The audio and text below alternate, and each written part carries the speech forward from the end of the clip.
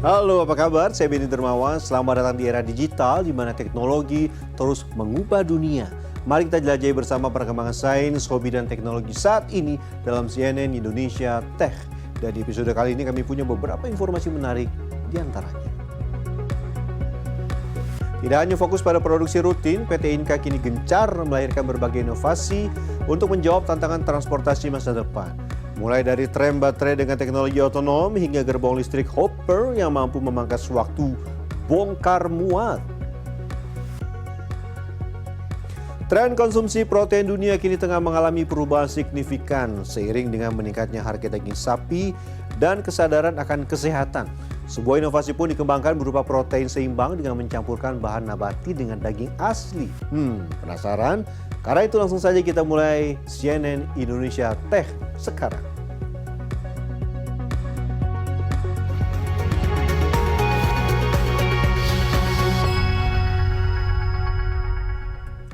Tidak hanya fokus pada produksi rutin, PT Inka kini gencar melahirkan berbagai inovasi untuk menjawab tantangan transportasi di masa depan. Mulai dari tram baterai dengan teknologi otonom hingga gerbong listrik logistik hopper yang mampu memangkas waktu bongkar muat dan terus dikembangkan di PT Inka Madiun. Di tengah terik matahari Kota Madiun, Jawa Timur dan suara besi yang beradu di pabrik PT Inka, ada satu rangkaian kereta yang berada di jalur stabling atau uji coba. Hanya terdiri dari 2 kereta dengan perpaduan warna biru muda dan abu-abu.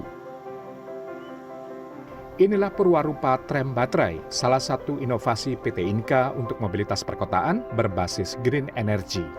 Tram ini memiliki kapasitas hingga 50 penumpang dengan desain pintu rendah atau low floor untuk memudahkan aksesibilitas.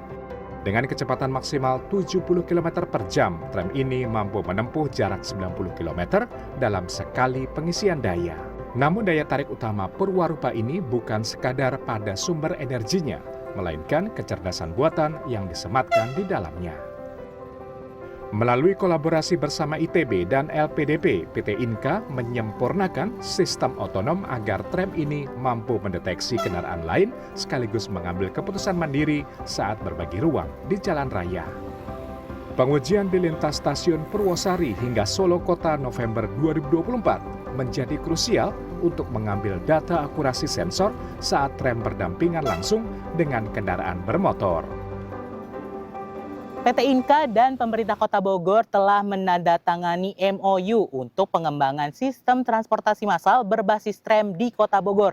Nantinya tram ini akan diuji coba di sekitar stasiun hingga alun-alun Kota Bogor sebelum dikembangkan menjadi koridor 1 sepanjang 7 hingga 8 km. Selain tram baterai, inovasi juga menyasar angkutan logistik melalui prototipe bottom dump hopper wagon. Gerbong yang satu ini dirancang khusus untuk angkutan batubara dengan mekanisme pintu mekanis di bagian bawah dengan konsep gravity discharge. Inovasi ini memungkinkan proses bongkar muat dilakukan saat kereta masih bergerak. Artinya kereta tidak perlu lagi berhenti lama hanya untuk menurunkan muatan.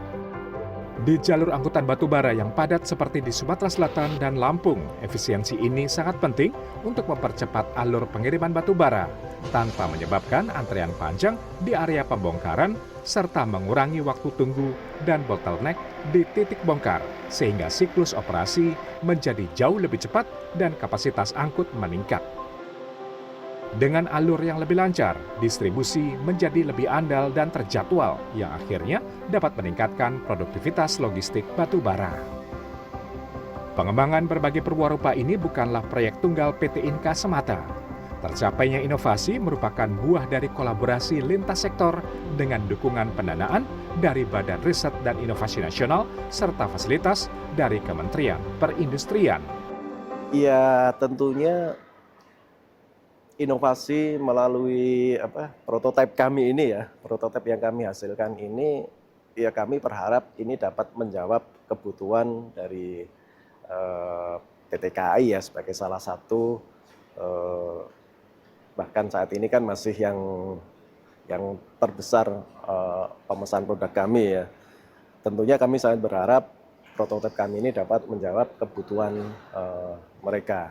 Nah, Dengan demikian kami juga berharap ada kerjasama sinkronisasi. Jadi bagaimana kami bisa berkolaborasi supaya prototipe ini nanti ke depannya bisa dimanfaatkan untuk memenuhi kebutuhan itu. Tidak berhenti di situ, ambisi besar juga tercermin pada proyek kereta cepat merah putih. Perwarupa yang disiapkan di pabrik PT Inka di Banyuwangi ini didesain ramah lingkungan dengan sistem baterai terintegrasi. PT Inka juga terus melakukan berbagai upaya dan inovasi untuk meningkatkan kualitas dan kandungan lokal sebagai bagian dari komitmen membangun kapabilitas nasional. Semua ini menjadi langkah strategis dalam mendorong kemandirian industri perkeretaapian nasional serta memperkuat daya saing di masa depan. Rizky Fajar Novanto, Dwi Ari Prastianto, Madiun, Jawa Timur. Pameran tekstil dan garmen terbesar di Asia Tenggara, Indo Intertex 2026 kembali digelar di Jakarta. Di tengah gejolak global, ajang ini menjadi momentum bagi pelaku industri untuk beradaptasi dan meningkatkan daya saing.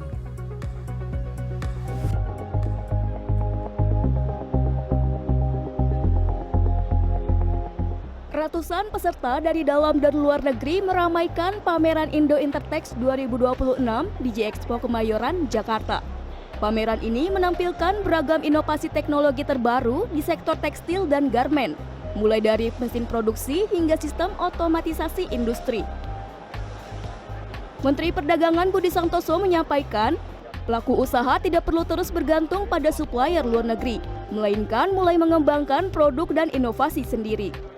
Mendak Budi Santoso menjelaskan, produk-produk Indonesia memiliki kualitas bagus untuk bersaing di pasar global. Tidak mengherankan bila produk Indonesia menembus pasar ekspor. Jadi selain potensi dalam negeri, ekspor cukup bagus, kualitasnya cukup bagus. Kalau kualitas bagus, punya daya saing, kita bisa mengendalikan impor, Pak. Betul. Ya, jadi kita juga harus mempunyai daya saing. Kita harus bisa bersaing dengan produk asing. Ya, jadi luar biasa. Tadi banyak juga yang sebagian besar malah mengisi untuk domestik, pasar domestik, tapi sebagian juga sudah yang banyak ekspor, ya. Indo Intertex 2026 juga menjadi wadah bagi pelaku usaha untuk mengikuti perkembangan teknologi, sekaligus memperluas jaringan bisnis di tengah persaingan global yang semakin ketat.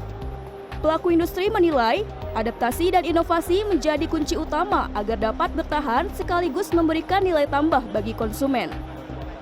Investasi ke permesinan baru itu sudah dilakukan, efisiensi dan juga revitalisasi mesin itu selalu berjalan.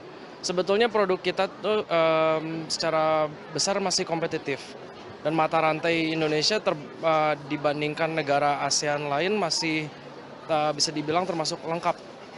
Mungkin negara kita tidak sebesar dan selengkap Tiongkok karena mereka besar sekali, tetapi untuk beberapa produk tertentu kita juga masih sangat kompetitif. Contohnya produk berbahan katun saya lihat jauh lebih kompetitif di sini dibanding yang dari Tiongkok. Kita harus ngikutin bagaimana perkembangan itu, kita harus ikuti inovasinya seperti apa, kita harus eksplor, kita harus juga mampu menciptakan yang baru ya. Kita ikutin, kita modif semua tantangan-tantangan yang ada, kita kasih hasil yang berbeda di customer. Di tengah kondisi global yang fluktuatif, industri tekstil saat ini dihadapkan pada berbagai tantangan. Mulai dari kenaikan harga bahan baku, perubahan rantai pasok, hingga tekanan persaingan global. Surprise dari situasi sekarang ya, terutama kenaikan harga berdampak sekali. Cuma yang bikin kita optimis karena walaupun ada kenaikan itu sendiri, dari detail bahan yang disajikan pun sekarang makin beragam gitu. Jadi kayak untuk kenaikan itu sendiri dengan development bahan yang juga berkembang, menurut saya sih sedikit banyak kita juga tidak perlu terlalu khawatir. Walaupun khawatir juga, tapi seenggaknya karena developmentnya juga bagus gitu, jadi kenaikan harga dengan produk fabric yang makin bagus lagi gitu, jadi kita sih senang-senang aja sih Kak gitu, masih aman-aman. Meskipun dihadapkan pada kenaikan biaya produksi, pelaku industri tetap berupaya menjaga kualitas produk agar tetap kompetitif di pasar. Melalui pameran ini diharapkan industri tekstil Indonesia mampu terus berkembang dan meningkatkan daya saing di pasar global. Anissa Dwi Putri, Ilham Aji, Jakarta. Pemerintah Jatim secara resmi memberlakukan aturan pembatasan penggunaan gadget bagi siswa dan guru, khususnya jenjang SMA, SMK, dan SLB. Nantikan informasinya usai jeda berikut, tetaplah di CNN Indonesia Tech.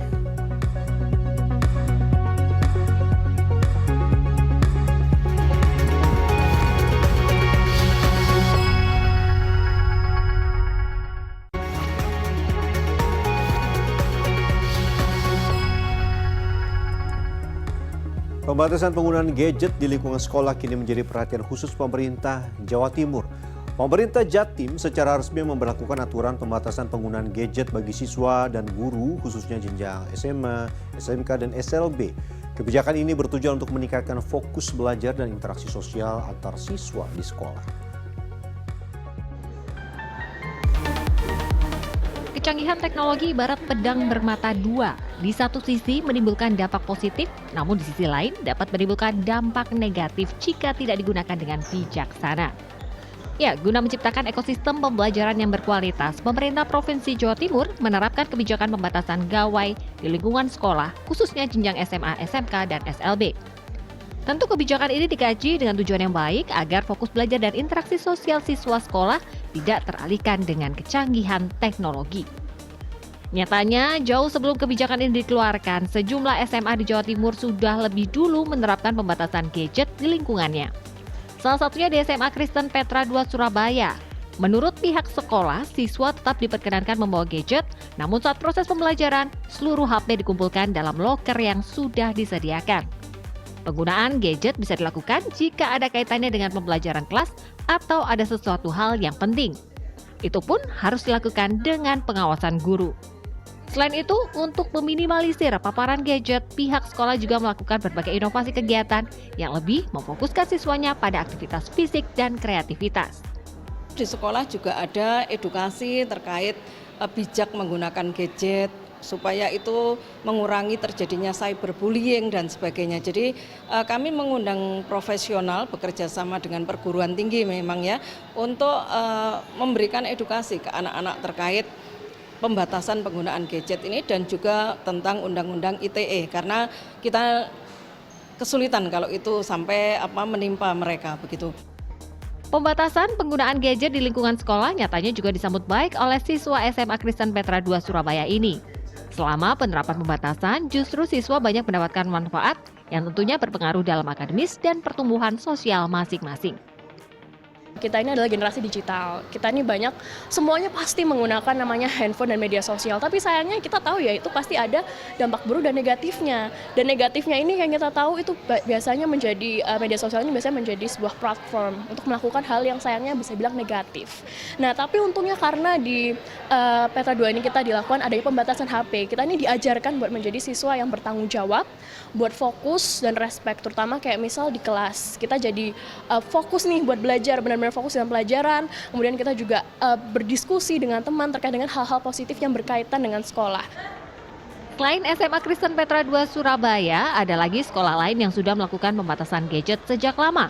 Seperti SMA Negeri 5 Surabaya ini, pihak sekolah mengaku sudah bertahun-tahun menerapkan kebijakan pembatasan gadget di lingkungan sekolahnya.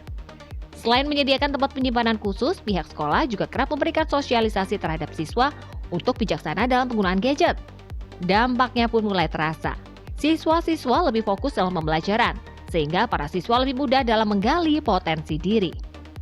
Maka secara kebijakan ini jelas, satu, fokus belajar anak-anak lebih fokus, pemberhatian terhadap informasi dari guru lebih optimal. Yang kedua, mereka akan lebih bijak dalam penggunaan gadget dan juga mungkin dalam berkomentar di medsos itu lebih terkendali. Kami juga akan mengecek, tim kesiswaan juga mungkin Bapak Kepala Sekolah mengecek sosmed-sosmed anak yang sekiranya itu tidak berada pada real dunia pendidikan, kami akan pantau dan kami ajak diskusi mereka supaya berikutnya tidak dilakukan hal yang kurang pantas di dunia pendidikan. Di sekolah ini, gadget baru bisa digunakan saat jam istirahat dan pulang sekolah. Hal itu akhirnya menjadi suatu kebiasaan bagi siswa untuk fokus saat jam pembelajaran dimulai. Di situ dengan adanya pembatasan, jadinya ada pembatasan penggunaan AI untuk pembelajaran, lalu juga mengurangi resiko cyberbullying atau resiko-resiko yang memang menggunakan hoax atau banyaklah informasi-informasi atau sumber informasi yang tidak benar. Penerapan pembatasan gadget bagi siswa di sejumlah SMA di Jatim ini membuktikan bahwa tanpa gadget di genggaman, kreativitas siswa justru berkembang. Kebijakan ini menjadi langkah Jawa Timur untuk menyelamatkan fokus belajar dan interaksi sosial antar siswa dan guru dari gempuran kemajuan teknologi. Kia Clarissa, Alan Maulana, Surabaya, Jawa Timur. Sebuah perusahaan rintisan teknologi pangan di Barcelona, Spanyol memperkenalkan solusi unik berupa protein seimbang dengan mencampurkan bahan nabati dengan daging asli. Nantikan informasinya usai jeda berikut, tetaplah di CNN Indonesia Tech.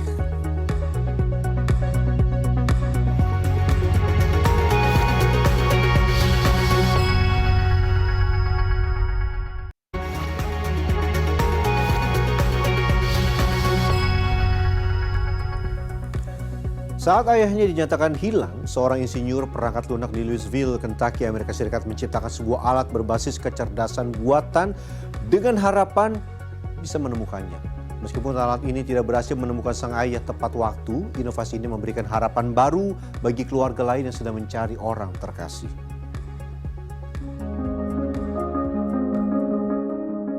Kode komputer biasanya digunakan untuk menyelesaikan masalah teknis, namun bagi Jairon Parker, ia tidak pernah menyangka harus menggunakannya untuk menghadapi tragedi pribadi. Selama berbulan-bulan, ia tidak mengetahui keberadaan ayahnya, Jairona J.D. Parker, seorang veteran yang hilang sejak Oktober lalu. Di tengah ketidakpastian, Jairon mulai membangun sebuah sistem. Ia memanfaatkan perangkat keras ESP32 dan kamera berbasis kecerdasan buatan yang telah dilatih menggunakan data pribadi ayahnya. The first thing I did was I got these ESP32s that came with these AI cameras and microphones, and I trained some models based off pictures and audio of my dad. Meskipun sang ayah akhirnya ditemukan dalam kondisi meninggal dunia di tepi sungai Ohio pada bulan Maret, upaya Jairon melahirkan sesuatu yang bermanfaat bernama Proyek Ajis. Ia mengubah rasa duka menjadi sebuah solusi komunikasi secara waktu nyata. The real-time communication really is the biggest part. It hurts like hell still, but having something like this to work through my grief definitely makes it easier. To me, gives it a sense of purpose. Tujuan utama dari proyek Ajis adalah menghapus kebuntuan informasi. Melalui platform ini, keluarga dapat mengorganisir tim pencari dan memastikan setiap petunjuk terhubung langsung dengan otoritas keamanan. One of your loved ones, if you went missing, they can go on, make an account, put all the details, last seen, photos, videos, etc., etc. You can also organize search parties. So anytime a tip comes in, it's going to go to the family, and it's also going to go to local law enforcement. That was my biggest gripe with the lack of communication. Ia pun membagikan perangkat lunak ini secara gratis dan terus bekerja sama dengan penegak hukum untuk memperluas jangkauannya. Sebuah warisan yang ia dedikasikan untuk sang ayah. Even though that the software didn't, work for in my case when we were trying to find my father, I wanted to give it out in case it can help anybody. Jairon juga berharap tidak ada lagi keluarga yang merasakan kebuntuan yang sama. Apakah Lego bisa menjadi alat politik? Selama konflik Timur Tengah memanas, sekelompok konten kreator membanjiri internet dengan video bergaya Lego Iran. Produser CNN Internasional Leila Garagozlu ini berbicara dengan tim di balik video AI yang viral ini. If you're on the internet, you've likely seen these highly popular Iranian Lego-style videos. Run back to your crib, you ain't safe on these blocks, get lost, Goldilocks! Published almost daily, these detailed videos with American and Western cultural references have taken the world by storm. The group that makes these publishes across social media platforms, but recently had their YouTube account shut down for showing violent content. But who is behind these videos? Is it Iranian government propaganda? Are they in Iran or are they outside Iran? I spoke to the creators behind the viral Iranian Lego-style videos. I reached out to the team on X, introduced myself, and requested an interview. They promptly responded back and asked where I was from. As an Iranian journalist, I did expect this, and from there, the conversation switched to Persian. Before agreeing to interview with me, they asked if I was in support of the US and Israel's war with Iran. This was my response. As a professional and impartial journalist, my duty is to report events as objectively as possible, without the interference of my personal opinions. As an Iranian, I would never welcome the destruction of my country. After another round of questions, these in English, we agreed to the group's first interview with an Iranian journalist and agreed to do the interview in Persian. Turns out, Explosive Media is a small team of Gen Z creators. 18 to 25 years old, they say they all reside in Iran, and most have never left the country. Their spokesperson, who requested anonymity, said the initial goal of these videos was to show the outside world what Iranians are like: educated, culturally relevant, and funny. We know that the West has a bad perception of us. They don't know us at all. We wanted to break down this wall of censorship. We wanted to say that we're funny, funnier than you even. We understand culture and the arts, and we are incredibly educated. We know and understand your American culture well. You don't unfortunately know as much about our culture. We hope that you learn more about ours. While the Explosive Media team is clear that they support the government, they told me that their videos reflect their own independent political views. We are committed to the Islamic Republic. That's our belief, our point of view. No one has to tell us that. Before the war, we made critical videos of the government just like other media companies that criticize their governments. But once there is a war, internal fights no longer matter. There has been some question as to whether they work for the Iranian government or have them as a client. We did not say we work with the IRGC. We're like any other media company in the world. When they create something, the rights for distribution can be bought. The rights for distribution of some of our videos in Iran have sometimes been bought by state media. Since the very first Lego-style videos came out, there's been a lot of discussion as to whether these videos constitute as disinformation or propaganda. Mark Owen Jones, an expert in social media and disinformation, says the answer is a bit more complicated. If I was to simplify it, I would see this as political satire, creative political satire, and a form of creative resistance against US imperialism. The fact that it's leveraged by the Iranian regime, of course, that's just what they're going to do if it's effective and successful. And I think to try and frame it as either pro or anti-government or government propaganda is a bit complicated. Whether satire or propaganda, these videos speak to a moment in social media and geopolitics, one that the Iranian government has adapted to. And I think the regime have become very savvy about the importance of social media, certainly domestically. I think internationally they've been savvy about that. And it's not just social media trends that have led pro-government Iranians to making these videos. The 2.5-year Gaza war has fundamentally changed the landscape in media and people's perceptions of the US and Israel. But I really do think that the Gaza war has unleashed or has created a level of criticism of Israel in US politics and European politics that we have not seen before. And I think the creators of these videos and the Iranian regime in general know that, and they are using that to kind of emphasize that this war is not in the interest of Americans, but the interest of Israel. The rise of explosive media and Iran's new social media strategy has coincided with an internet and communications blackout in Iran, a blackout that has left millions of Iranians cut off from the rest of the world. So how do these videos manage to make it out? Iran has set up an internal internet system for local companies and banks. And for people who can afford it, they buy VPNs and even Starlink. But Explosive Media doesn't use any of those. The group applied for an internet license as a news media company. The license allows news outlets to connect to the global internet. The process is long and the criteria unclear. As we wait for a possible deal to end this war, Explosive Media says they too hope for peace. And in the meantime, they say they'll keep making these videos. Tren konsumsi protein dunia kini tengah mengalami perubahan signifikan seiring dengan meningkatnya harga daging sapi dan kesadaran akan kesehatan. Sebuah perusahaan rintisan teknologi pangan di Barcelona, Spanyol memperkenalkan solusi unik berupa protein seimbang dengan mencampurkan bahan nabati dengan daging asli.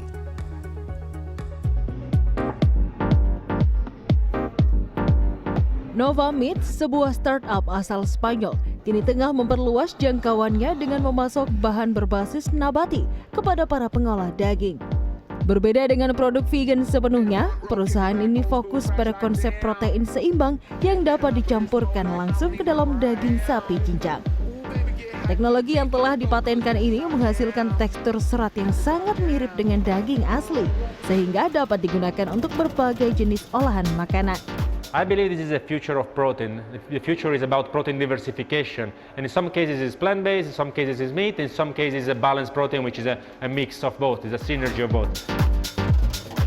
Penggunaan protein hibrida ini diklaim lebih murah secara biaya produksi, namun tetap mampu meningkatkan kandungan nutrisi pada produk akhir. Selain efisiensi bagi produsen, inovasi ini juga memberikan dampak positif bagi kesehatan dan lingkungan. What we propose is something that solves all of them because it costs less to produce, so the cost efficiency to work with meat processors, they can buy our protein blocks that we can produce in our factory, and they can mix it with meat at a good inclusion rate and create products that are, in our case, they are Nutri-Score A. So when you combine this, you can get more protein in the final product, more fiber, and less saturated fat. And at the same time, it's also, by the way, great for the environment and good for the society in terms of health in general. Meskipun menggunakan campuran nabati, tekstur dan rasa yang dihasilkan sangat identik dengan daging asli. Dalam sebuah uji rasa, banyak pengunjung yang bahkan tidak menyadari bahwa hidangan tersebut bukanlah daging sapi murni. I thought it's only meat, it's only beef. I didn't guess it can be plant-based. It's very good. It looks like beef. It tastes like beef. It's good. Dengan kemampuannya meniru karakteristik daging secara presisi, protein seimbang ini menjadi solusi baru di tengah tantangan harga pangan dunia. Inovasi ini sekaligus membuktikan bahwa gaya hidup sehat tetap dapat dinikmati tanpa harus mengorbankan cita rasa. Dan informasi pangan alternatif tadi sekaligus menutup CNN Indonesia Tech kali ini. Saya Benny Dermawan pamit undur diri. Sampai jumpa minggu depan. CNN Indonesia menghubungkan Anda dengan inovasi terbaru.